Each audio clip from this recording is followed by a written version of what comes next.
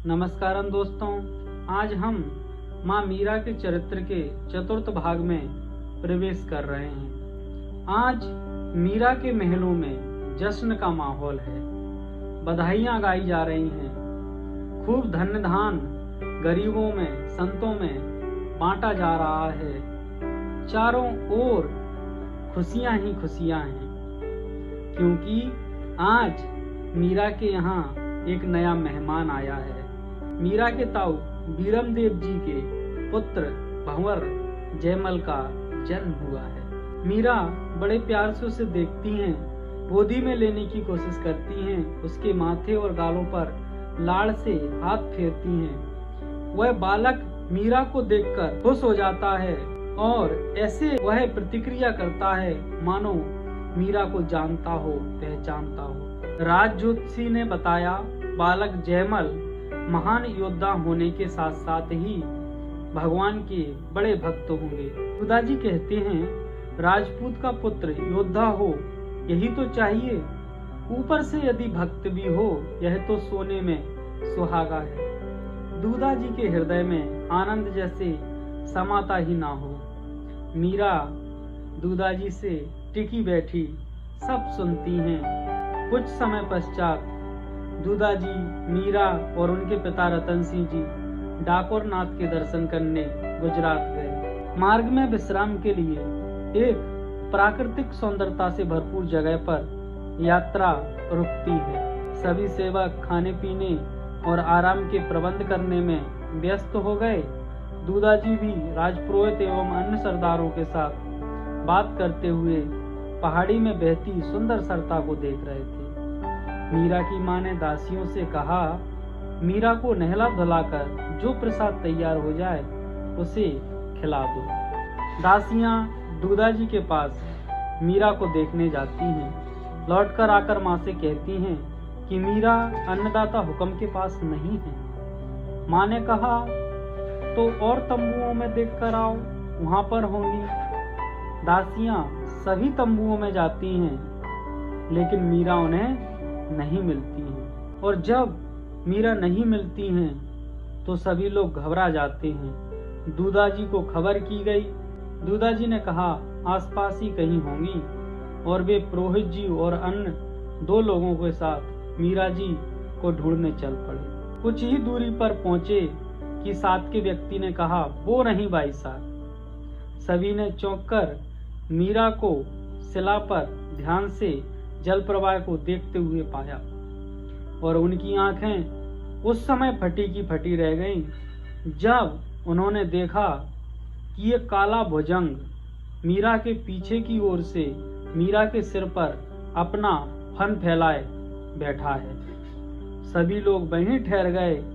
दुदाजी ने धीमे से मीरा की ओर अपने कदम बढ़ाए। उन्होंने देखा कि मीरा ने नदी के उस पार देखकर किसी की ओर सिर झुकाया। मीरा की दृष्टि जहां थी वहां दुदाजी ने देखा तो एक संत कमंडलू लिए खड़े दिखाई दिए। इतने में वह भुजंग भी झाड़ियों की ओर चला गया। दुदाजी ने मीरा को गोदी में उठाया और संत की ओर चल पड़े। संत के पास पहुंचकर दुदाजी और मीरा ने संत को प्रणाम किया।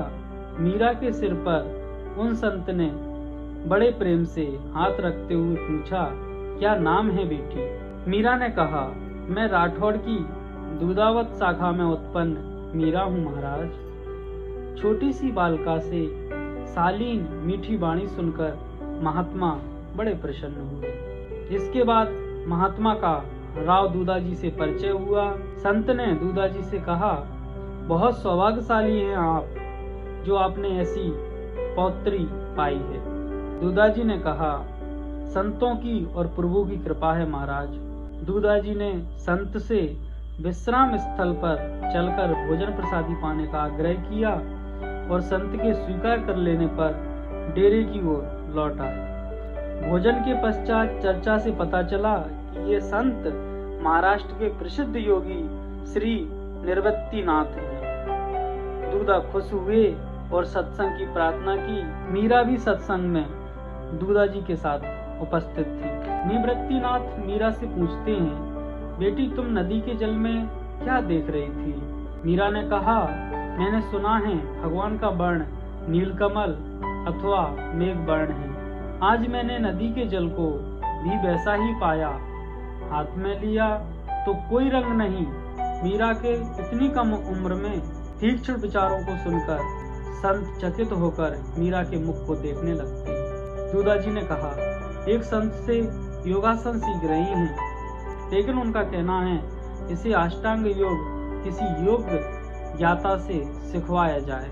वे जितना जानते थे उन्होंने सिखा दिया।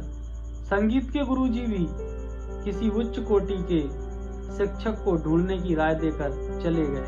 श्री निर्वत्तीनाथ ने कुछ योग से और संगीत से विषयक सवाल मीरा से पूछे और संतुष्ट होकर मीरा को शिष्या रूप में स्वीकार किया। और निर्वत्तीनाथ कहते हैं, राव दूधाजी, यह बालिका उच्च कोटि की भक्त, ज्ञानी, संगीतज्ञ और योगिनी होगी।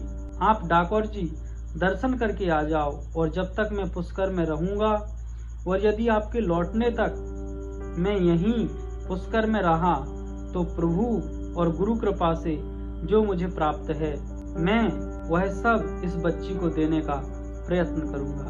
इस तरह मीरा को एक योग्य गुरु सहज रूप से मिल जाते हैं। आगे की मीरा माँ की कथा हम अगले भाग में सुनेंगे। धन्यवाद।